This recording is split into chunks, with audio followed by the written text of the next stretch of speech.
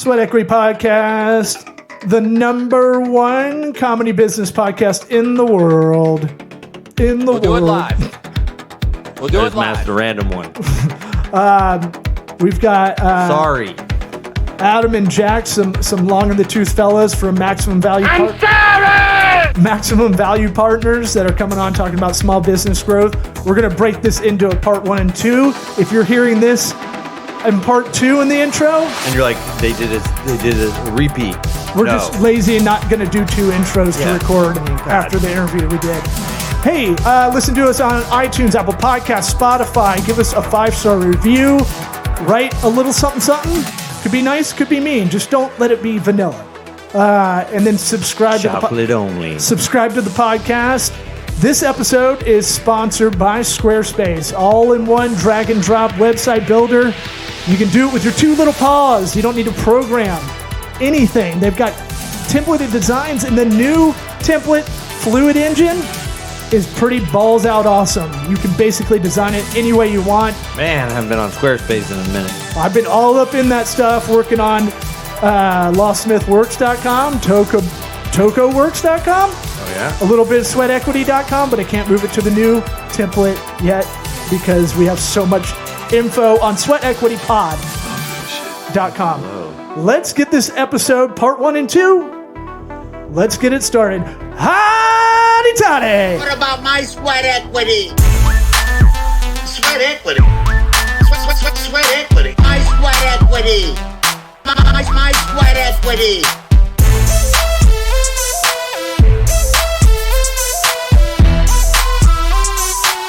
Sweat equity. What about my sweat equity? We are excellent.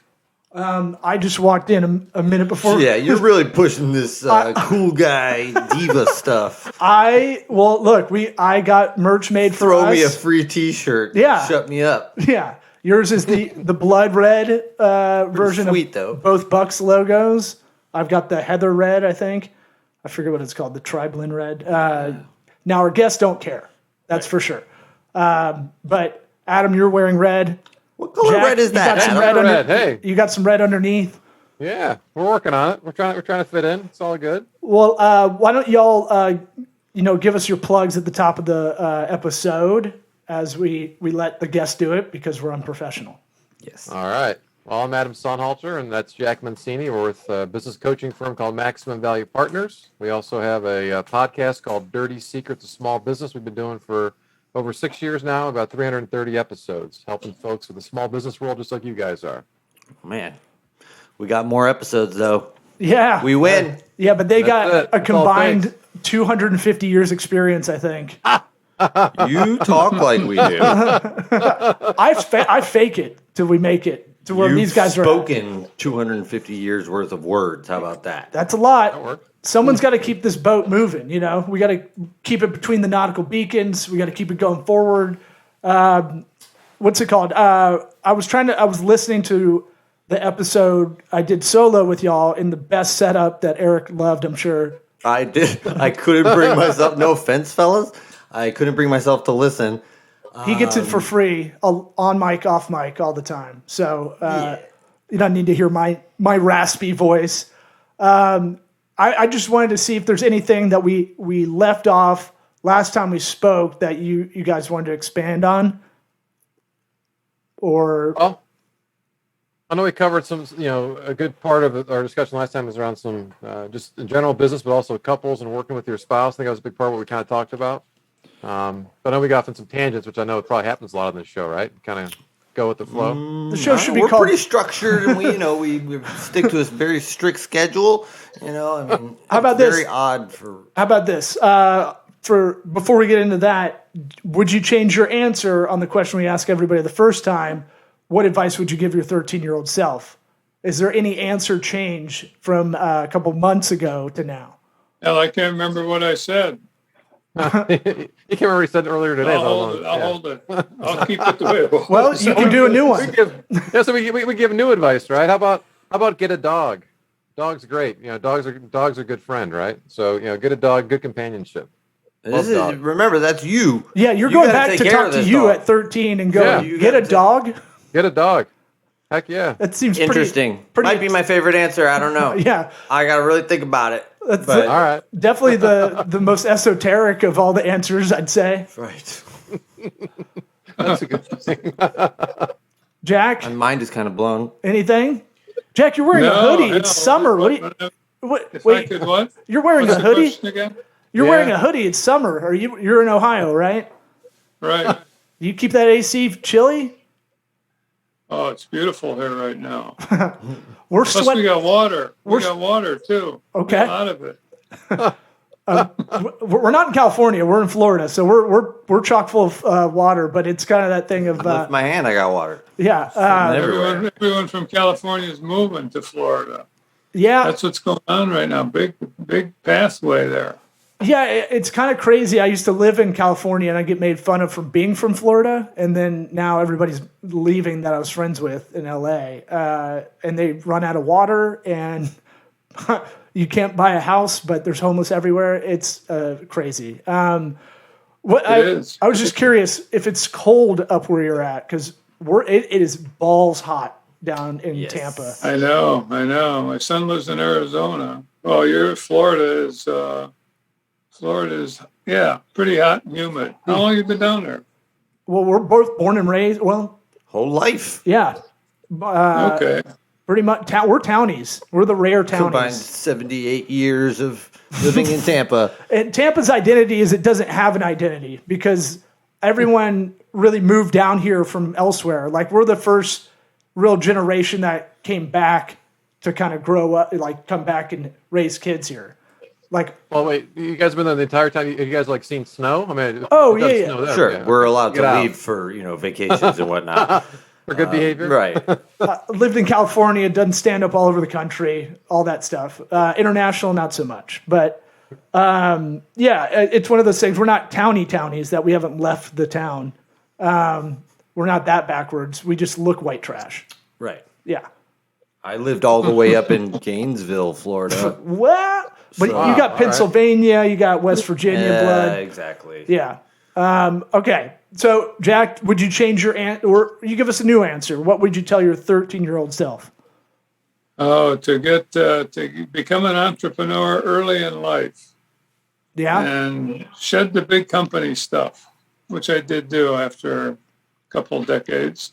You're a corporate And, guy that left that. You're a company man that left that to become an entrepreneur. That's right. I was in the corporate world right out of college and did it for 20 years before I found the world of small businesses.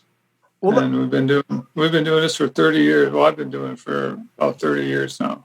Buying properties, coaching, selling, basically the world of small businesses. I've made a lot of acquisitions, started a nonprofit organization, turned over to Mayo Clinic. And, to get an earlier start on that would have been great. The big corporate world, I wish you learned did stuff, more? but I could do without it. What's that? you wish you did more. Yeah, geez.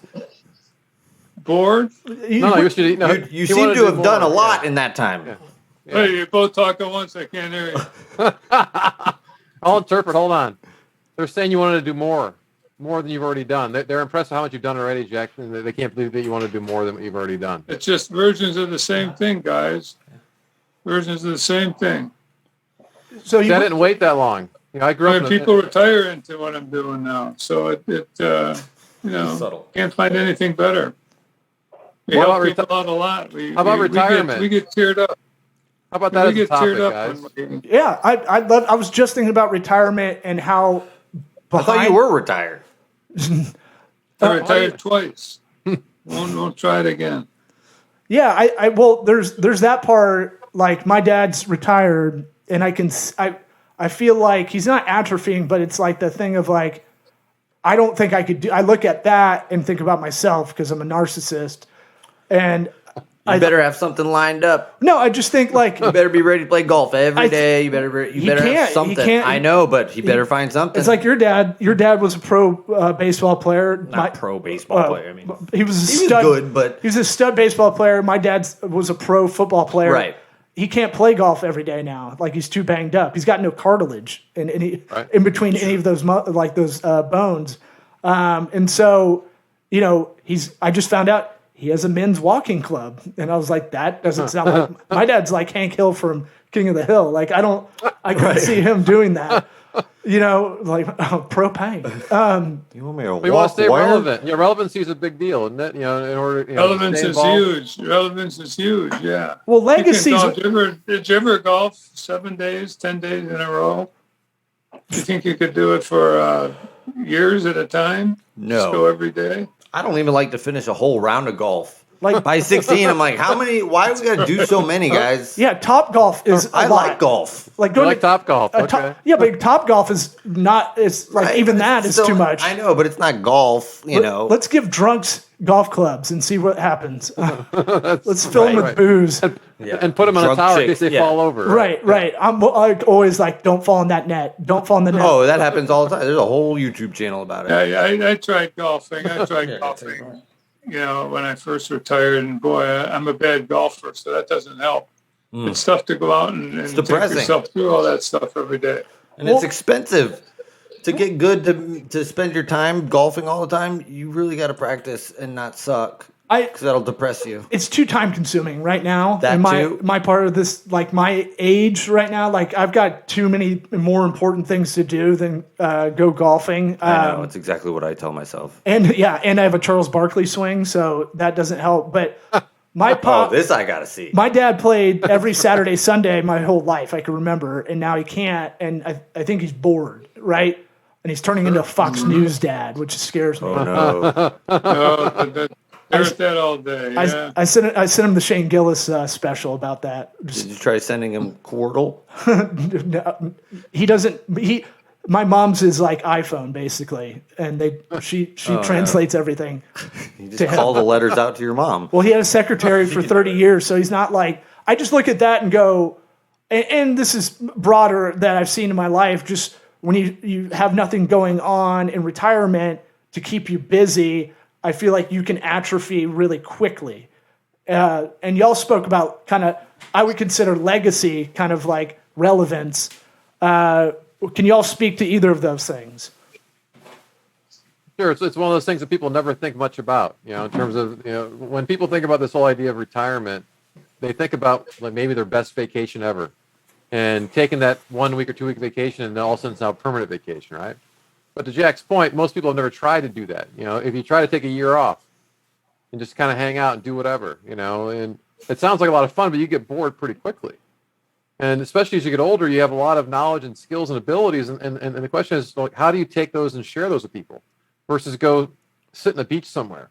And so most folks that we know, especially entrepreneurs, most entrepreneurs are not good at sitting still. I don't care how old or young they are.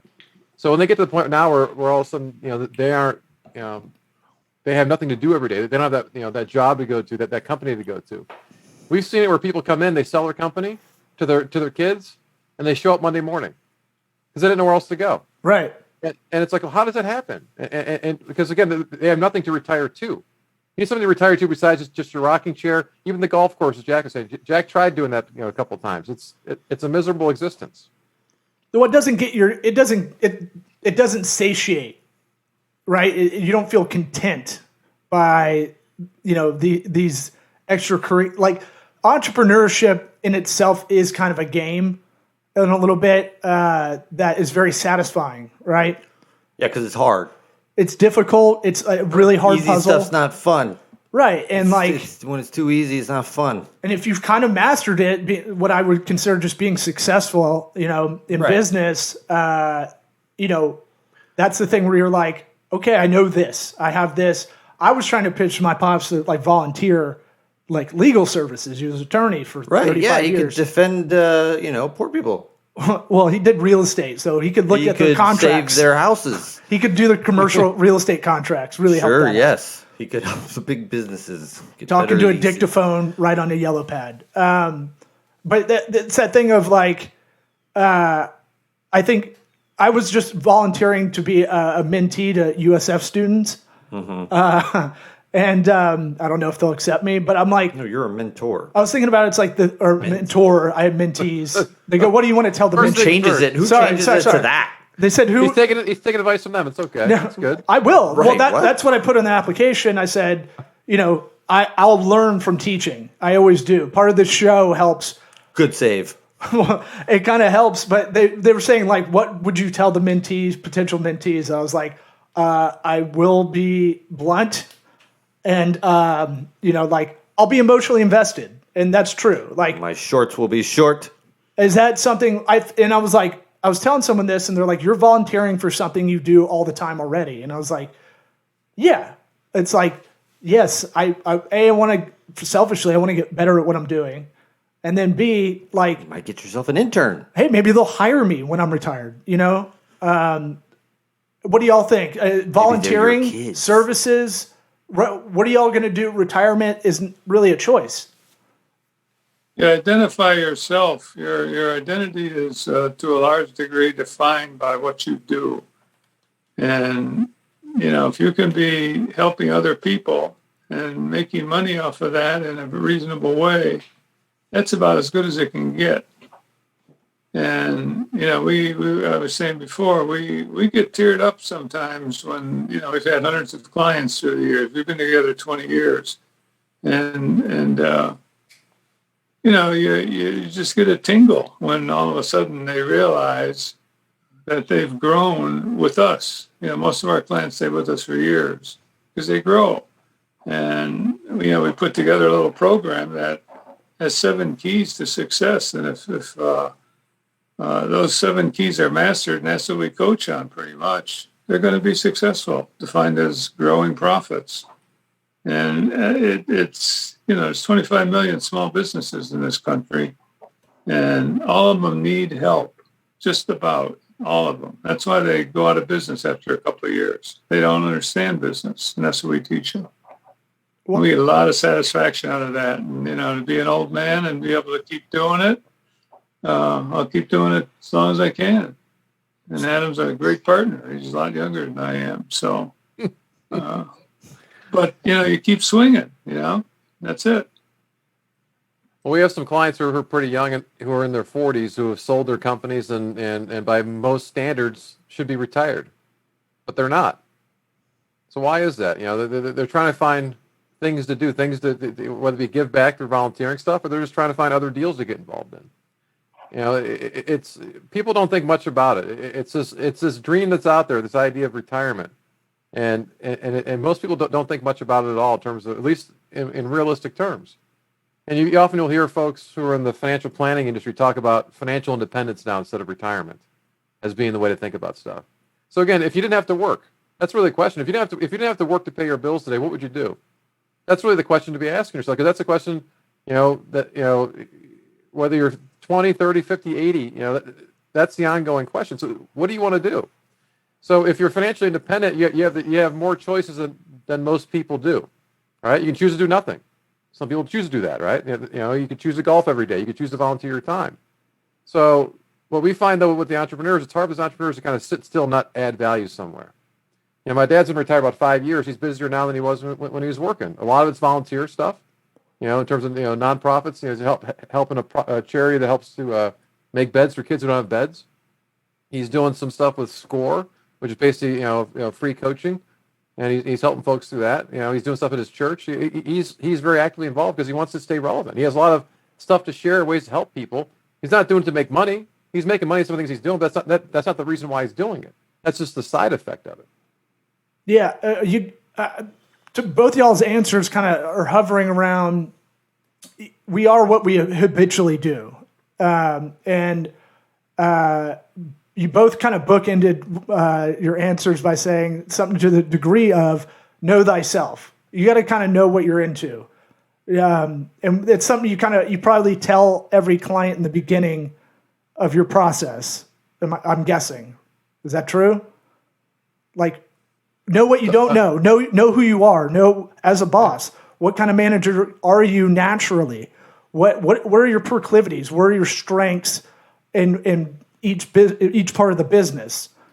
Like I hate accounting. You talked about financial planning. I was zoned out because I'm like, I have to be an adult. Pay attention. Like I was in the mutual fund world and I fucking hated it because I was just like, this is so boring. And I didn't want to be a CFP or any of that, go down that route because I couldn't I would go nuts. I'd be miserable. I knew that then, but I didn't really crystallize it, kind of down on paper or in a goal setting way. How do you start with someone to get them to know themselves? So we start with a tool called DISC. It's a behavior assessment, DISC. People are in one of 4 quadrants. So there are a lot of different tools out there. But that helps you understand yourself as well as the folks around you from a behavior standpoint. Your point, we all have certain things that we enjoy doing or that we don't enjoy doing. Checking it out. Yeah, search for extended DISC. It's a great tool. I got a compact disc. With an S. There you go. Put the extended disc. Extended DISC. But that helps you, again, be aware of yourself. That's, you have to embrace your style. You can't be somebody else. You see it all the time in politics or popular people try to be somebody else. You can't fake it for a long time. You have to be true to yourself from that standpoint. There's also the balance, though, too, between finding what you like to do and making a career out of it, right? Something might be a hobby for you. If you try to turn it into a business, all of a sudden it starts losing some of its joy. All of a sudden you have the pressure of trying to make money at it. Versus, hey, this is something I use to try to get away from that, So there's often a balance of that, too, in terms of people say you have to be very passionate about your business, which is a bunch of crap. You have to be passionate about your business, right? I mean, again, you have to enjoy the business, that part of it, but be passionate about it. That's usually where hobbies or other interests come in. You aren't necessarily trying to make money at those things.